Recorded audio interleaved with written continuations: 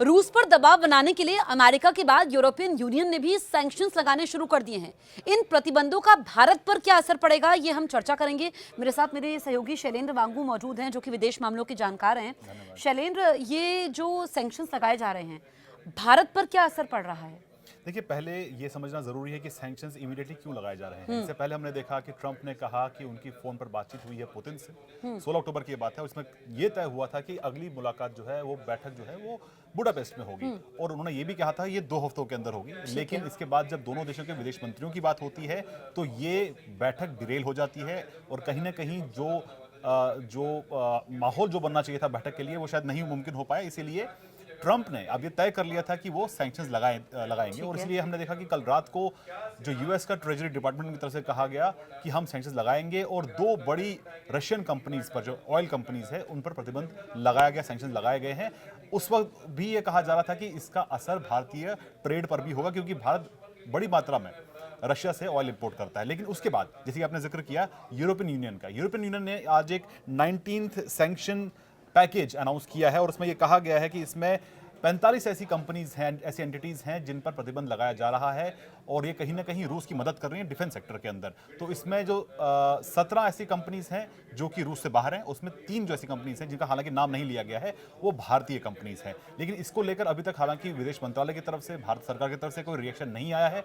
हमें जानकारी ये मिल रही है कि इस पर अभी फिलहाल इसका अध्ययन होगा। विदेश मंत्रालय, वित्त मंत्रालय और साथ ही साथ जो पेट्रोलियम मिनिस्ट्री है, वो मिलकर इसको स्टडी करेंगे, जिसके बाद एक ऑफिशियल तो रिस्पॉन्स इसमें चाइना की कंपनीज भी शामिल हैं?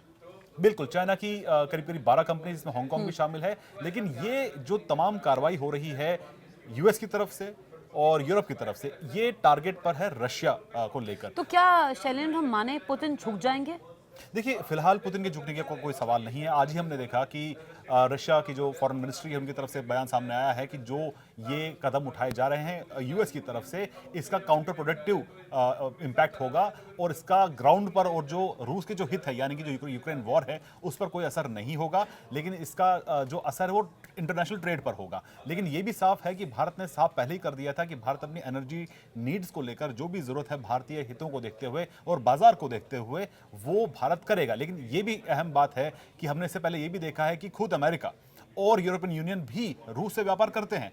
इसलिए भारत इसको डबल स्टैंडर्ड कहता है कि जो यूरोपियन यूनियन है वो एलएनजी इंपोर्ट करता है रशिया से, यूरेनियम में इंपोर्ट किया जाता है। तो जाहिर तौर पर जो यूरोपियन यूनियन और जो अमेरिका खुद कर रहा है, उसको लेकर वो भारत पर प्रतिबंध क्यों लगा रहा है। और दूसरी अहम बात ये कि जो अमेरिका की तरफ से व्यापार पर जो टैरिफ बढ़ाया गया था 50%, उसमें अभी तक रूस पर और खासतौर से चीन पर कोई कदम नहीं उठाया है अमेरिका की तरफ से। तो ये कहीं ना कहीं जो दबाव बनाने की जो प्रक्रिया है, उसमें कहीं ना कहीं भारत पर भी असर पड़ रहा है। लेकिन इसका जवाब भारत ऑलरेडी दे चुका है कि भारत अपने हितों से हट के बिल्कुल। कोई और कदम नहीं ट्रंप उठाएगा। ने फिर से कहा कि भारत जो है वो रूस से तेल लेना बंद कर देगा और विदेश मंत्रालय इसका खंडन कर चुका है पहले ही।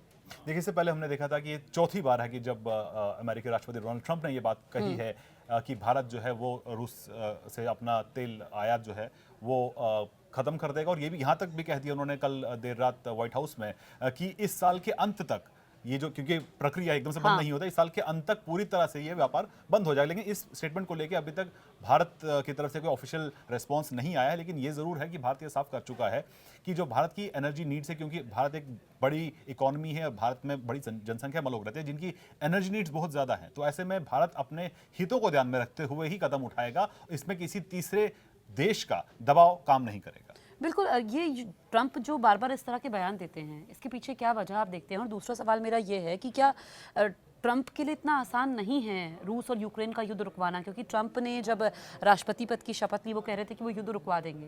कोशिशें जरूर हुई, लेकिन इतना आसान नहीं है। उन्होंने यहाँ तक कहा था कि अगर मैं राष्ट्रपति होता तो ये कभी युद्ध होता ही नहीं। नहीं। लेकिन अहम बात ये भी है, जब हमारी लास्ट बार जो हमारी चर्चा हो रही थी, उन्होंने एक जिक्र किया था टोमाहॉक मिसाइल्स का। पीस समझौते से काफी अलग है ये। बिल्कुल बिल्कुल। ट्रंप ये खुद बात ये कह रहे हैं कि मिडिल ईस्ट में शांति लाना उनके लिए शायद मुश्किल लग रहा था उनको, लेकिन वो आसानी से हो गया। लेकिन रूस को टेबल पे लेके आना बहुत मुश्किल लग रहा है। ये खुद ट्रंप इस बात को एक्सेप्ट कर रहे हैं। जहां तक हम बात करें टोमाहॉक मिसाइल्स की, और अमेरिका की तरफ से कहा गया कि अगर हम यूक्रेन को ये मिसाइल्स देते हैं तो इससे कहीं ना कहीं दबाव बनेगा। लेकिन जब जेलेंस्की की मुलाकात राष्ट्रपति ट्रंप से व्हाइट हाउस में हुई थी, तो वहां पर ट्रंप पलट गए। उन्होंने कहा है कि हम मिसाइल आपको हम हैंडओवर नहीं कर सकते, और कल उन्होंने ये कहा है कि मिसाइल का इस्तेमाल करने के लिए आपको 1 साल लग जाएगा, तो वो हम आप ना हम वो मिसाइल ऑपरेट कर सकते हैं, ना हम आपको ट्रेनिंग दे सकते हैं। तो कहीं ना कहीं वो सिर्फ एक धमकाने का तरीका था। लेकिन यहां पर भी जो हम देख पा रहे हैं, जो सैंक्शन लगाई जा रही हैं, ये भी सिर्फ दबाव बनाने की प्रक्रिया है। लेकिन ऐसे में पुतिन जो है वो साफ कर चुके हैं कि जब तक उनके टारगेट्स पूरे नहीं होते, जब तक उनका जो पर्पस है इस यूक्रेन कॉन्फ्लिक्ट को लेकर पूरा नहीं हो जाता, तब तक वो पीछे नहीं हटेंगे। लेकिन ऐसे में कहीं ना कहीं इसका खामियाजा उन तमाम देशों को भी उठाना पड़ रहा है जहां पर इन सैंक्शंस का असर लेकिन होगा, अब जिसमें भारत भी शैलेंद्र, शामिल है। क्योंकि आप बारीकी से विदेश मामलों को समझते हैं और रूस यूक्रेन युद्ध पर आपकी पैनी नज़र रहती है, कहाँ पर बात अटकी हुई है? अब जो है सैंक्शंस लगाने शुरू कर दिए हैं। पहले बातचीत की बात डोनाल्ड ट्रंप ने कही थी, फिर उन्होंने कहा कि वो अपना समय ज़ाया नहीं करना चाहते हैं। अब ये जो है तमाम कंपनियों पर सैंक्शंस लगाए गए हैं, तो बात कहाँ पर अटकी हुई है?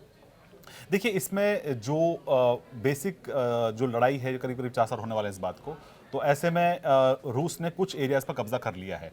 अब डोनाल्ड ट्रंप का ये कहना है कि जहां पर अभी जो लाइंस अभी बनी हुई है वहां पर आप रुक जाइए और अपने अपने घर जाइए, वॉर को यहीं खत्म कर दीजिए। लेकिन यूक्रेन मानने को तैयार नहीं है। यूक्रेन ने साफ कर दिया कि रशिया को उन एरिया से अब पीछे हटना होगा, तभी हम आगे बातचीत करेंगे। और वहीं साथ ही साथ जो आज सैंक्शन लगाई गई है उसका स्वागत जेलेंस्की ने भी किया है। लेकिन अहम बात यह है कि जो इसको रुकवाने के लिए जो ट्रंप एक किरदार निभाना चाहते थे और ये कहते थे कि हम ये नोवा वॉर रुकवा सकते हैं, लेकिन वो ऐसा होता दिखाई नहीं दे रहा है। क्योंकि जो हमने देखा, जो गाजा में हुआ, जो इजराइल के साथ हमास का जो वॉर रोका गया, उसमें ट्रंप का एक अहम किरदार रहा है। लेकिन ऐसे में पुतिन को तैयार करना शायद मुश्किल हो रहा है उनके लिए। लेकिन कल एक अहम बात ये भी आपको बता दूं जसप्रीत, की कल देर शाम जो स्टेटमेंट सामने आया था ट्रंप की तरफ से व्हाइट हाउस में, उन्होंने कहा कि ऐसे में न सिर्फ पुतिन बल्कि जेलेंस्की को भी समझना होगा। दोनों एक दूसरे से बहुत नफरत करते हैं और ये नफरत की वजह है जिसके चलते वॉर नहीं रुक पा रहा है। ये देखिए कि यहाँ पर समझना होगा, यानी कि टारगेट पर जेलेंस्की भी है। बिल्कुल बिल्कुल, जेलेंस्की से हमने पहले भी देखा था कि जेलेंस्की से भी उन्होंने बहुत रूडली इससे पहले व्हाइट हाउस में बात की थी। लेकिन रिसेंटली जो दावे, जो प्रोमिसेस ट्रंप ने किए थे मिसाइल को लेके, उसको लेकर भी टॉमहॉक मिसाइल्स को लेकर उससे भी वो पीछे हट गए। तो कहीं ना कहीं जो ये कहा जा रहा था कि एक धमकाने का तरीका था कि हम यूक्रेन को ये हथियार देंगे। लेकिन अब ट्रंप ये भी कहते हैं कि हमारा इस वॉर से सीधा को लेना देना नहीं है। वो ये भी कह रहे हैं कि हम हथियार भी बेच रहे हैं यूरोपियन यूनियन को, लेकिन वो बेच रहे हैं, हम डायरेक्टली इसमें इन्वॉल्व नहीं हो रहे हैं। लेकिन कहीं ना कहीं अब दबाव बनाने के लिए अमेरिका भी कदम उठा रहा है, यूरोपियन यूनियन भी कदम उठा रहा है। और ऐसे में हम ये भी साफ कर दें कि भारत भी नहीं चाहता कि ये वॉर जारी रहे। भारत भी साफ कर चुका है, प्रधानमंत्री मोदी खुद ये बात पुतिन को आज से 2-3 साल पहले बोल चुके हैं, this is not the era for war. तो ऐसे में बातचीत के जरिए मसला हल करना चाहिए। लेकिन कहीं ना कहीं भारत इन तमाम चीज़ों के बीच में भारत के जो अपने हित हैं उनसे भारत पीछे नहीं हटेगा। बिल्कुल, भारत अपने हितों से पीछे नहीं हटेगा। अच्छा शैलेंद्र, जब शुरुआत हुई थी इस वॉर की, रूस यूक्रेन वॉर की, तो एक्सपर्ट्स कह रहे थे ज़्यादा दिनों तक ये चल नहीं पाएगा। लेकिन ये युद्ध इतने सालों से, 4 साल से ऊपर हो गए, चल ही रहा है। ना यहाँ पर यूक्रेन झुक रहा है, ना रूस रुक रहा है। और अमेरिका जो बड़े बड़े दावे डोनाल्ड ट्रंप कर रहे थे, मतलब उनके दावे भी खोखले साबित हो रहे हैं। अब भविष्य क्या नजर आता है आपको? देखिए, भविष्य जो है किसी भी वॉर को रोकने के लिए, जैसे कि हमने गाजा में देखा कि किसी भी वॉर को रोकने के लिए बातचीत की मेज़ पर आना ज़रूरी है। हम आपको ये भी याद दिला दें, इससे 2 हफ्ता पहले ही जो हमने देखा था अफगानिस्तान और पाकिस्तान के बीच में जो हुआ, उनकी फिर मुलाकात होने वाली है 25 तारीख को इस्तांबुल में। यानी कि बातचीत ही एक ऐसा जरिया है जिससे मसले हल हो सकते हैं। वॉर ऑलरेडी लंबी चल चुकी है, करीब करीब 4 साल इसको होने वाले हैं। लेकिन ऐसे में ये कहना कि हमारे अभी टारगेट्स पूरे नहीं हुए हैं और ये वॉर तब तक जारी रहेगी जब तक हमारे हित पूरे नहीं होते हैं, उनसे वो पीछे हटने को तैयार नहीं है। तो ऐसे में भले ही दबाव लगातार बनाया जा रहा है रशिया पर, लेकिन रशिया पीछे नहीं हट रहा है। लेकिन अहम बात यह भी है कि जेलेंस्की को भी पूरा समर्थन है यूरोपियन यूनियन का, तभी वो इस वॉर को इतना लंबा खींच पा रहे हैं। लेकिन फिलहाल भविष्य यही है कि अगर इस वॉर को रोकने के लिए रशिया तैयार होता है और अगली बैठक अलास्का के बाद अगर अगली बैठक बुडापेस्ट में होती है, हालांकि इसको लेकर फिलहाल कहा गया कि ये टल गई है, लेकिन इसको कैंसिल नहीं कहा गया। अगर ये बातचीत अभी भी होती है, मुलाकात अगर फिर भी होती है, उसके बाद अगर बातचीत आगे बढ़ेगी तभी ये वॉर रुक पाएगा। बिल्कुल, आखिरी सवाल शैलेंद्र मेरा आपसे रहेगा इस बीच, जो हमारी इस खास चर्चा को देख रहे हैं, आप भी कमेंट करके जरूर बताइए कि आप क्या सोचते हैं इस वॉर के बारे में और आगे क्या होना चाहिए। क्या कोई आपको समाधान इसमें नजर आता है? क्या डोनाल्ड ट्रंप ये कर पाएंगे? ये सवाल तो खैर वैसे हर कोई पूछ रहा है और डोनाल्ड ट्रंप अपने बयानों की वजह से जाने जाते हैं। अच्छा शैलेंद्र, क्योंकि भारत की अगर हम बात करें, भारत के नजरिए से कि हमारे विदेश नीति की तारीफ हमेशा होती है, लेकिन बार बार भारत पर डोनाल्ड ट्रंप का प्रेशर डालना कि ये जो भारत जो है तेल खरीदना बंद कर देगा, आपने कहा कि 4 बार वो ऐसा कह चुके हैं, और जो इस वक्त मौजूदा स्थिति है भारत के लिए किस लिहाज से आप देखते हैं? देखिए, भारत के लिए चैलेंजिंग सिचुएशन तो है ही, क्योंकि जिस तरह से सैंक्शन लगाए जा रहे हैं, और ना सिर्फ इतना बल्कि अगर स्टेक्स हाई कर दिए जाएंगे कि भारत पर दबाव बनाया जा रहा है कि वहाँ से ऑयल इंपोर्ट आप कम करिए, लेकिन भारत साफ कर चुका है कि वो ना सिर्फ रशिया बल्कि बहुत सी ऐसी कंट्री है जहां से बात इंपोर्ट कर रहा है, क्योंकि भारत की एनर्जी नीड्स बहुत ज़्यादा है।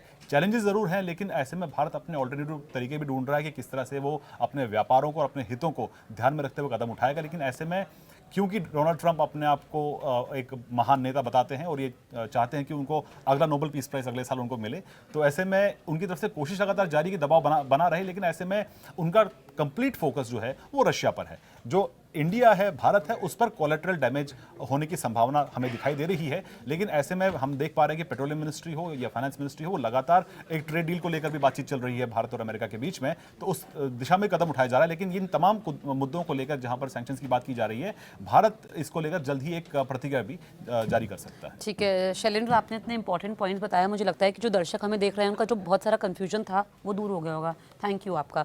तो आप न्यूज़ 18 इंडिया देखते रहिए, कमेंट करके ज़रूर बताइए कि आपको क्या लगता है, क्या आप सोचते हैं और किस तरह के टॉपिक्स आप चाहते हैं कि उस पर हम चर्चा करें, वो आप कमेंट ज़रूर करिए।